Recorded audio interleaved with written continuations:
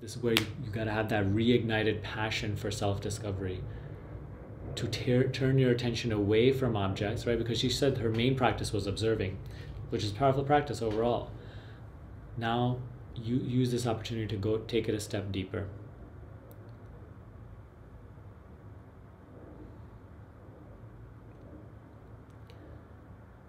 Instead of just observing the object, you gotta have this natural curiosity within yourself. Cultivate the passion for it. Make it the most important thing in your life.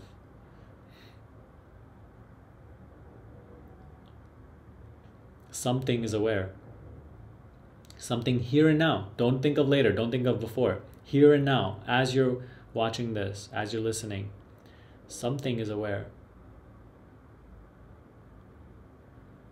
Something knows.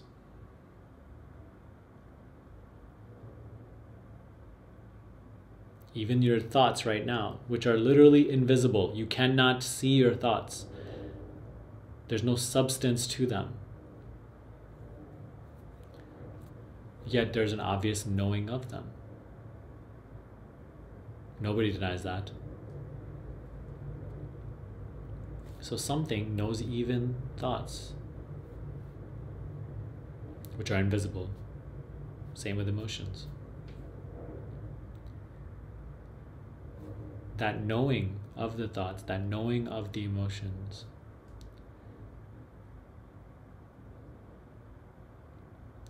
what is that knowing? And you must take your attention to where this question is pointing. Don't dwell in thoughts about this. If thoughts happen, again, acknowledge. Automatically, these thoughts were known. There was a knowing of these thoughts. I did not do anything to know these thoughts. It just happened. There was a knowing of it.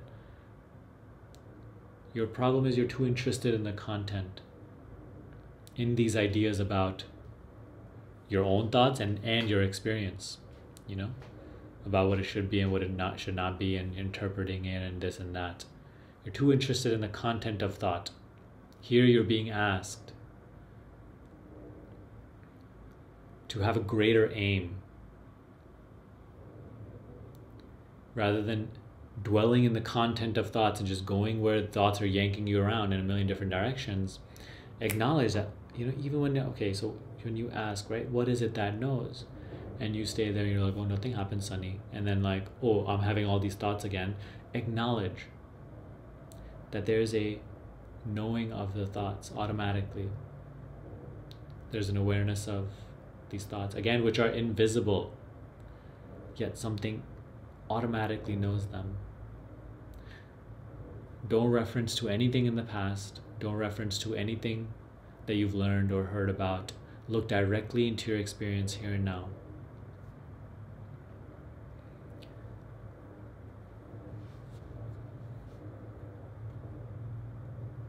And see, what is it that knows? Right? Not necessarily even again and again mentally asking yourself this, but we're really just having a sort of, as we always say, the wordless curiosity. Like, be so hung up on this, like this is the only thing that matters, right? Because it's the source of all. Everything that you know, like your relationship, your job, your even your body, your idea of yourself, all of it is known. It relies on your knowing of it for its existence. So the knowing, the aliveness, the awareness, the beingness here and now is primary. And you have no idea where it's coming from. You have no idea where it's arising from. You have no idea what it is, frankly, to be honest. You're building a house on what is known. And all your questions pertain to what is known. All your journeys and going this and that are all about what is known. And if you stay involved in what is known, then all you will ever know is just what is known. So here you are being asked to pause the known just for a second. The known will continue to appear, but you must be more interested in what is it that knows? What is it that is aware of it? and take your attention there. So this is the important part, you know.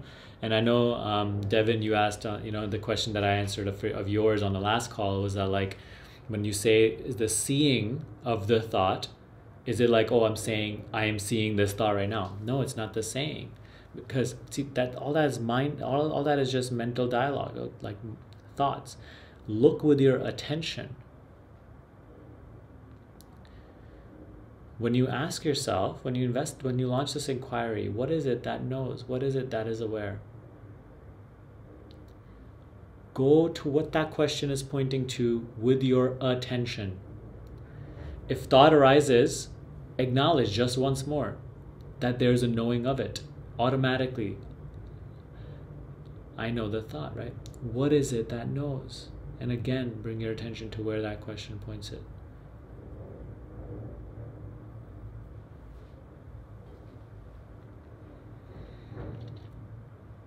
Maybe you arrive at this emptiness of content, this blankness. Don't label it anything. Don't be so quick to judge the emptiness and be so agitated that you just again go back outward, you know, and then just start going back into thought. Park your attention where this question is pointing you to.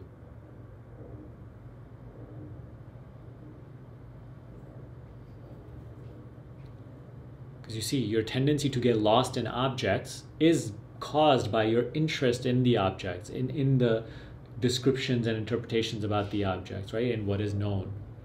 Now, if you want to go deeper in this, you know, and automatically this will also relieve the sadness itself too. But ultimately, this has to be much more about this than the sadness.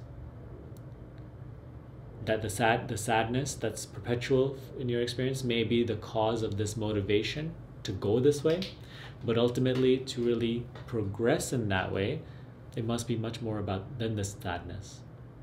There has to be a true wishing to know. What is it that knows? Bring your attention to it.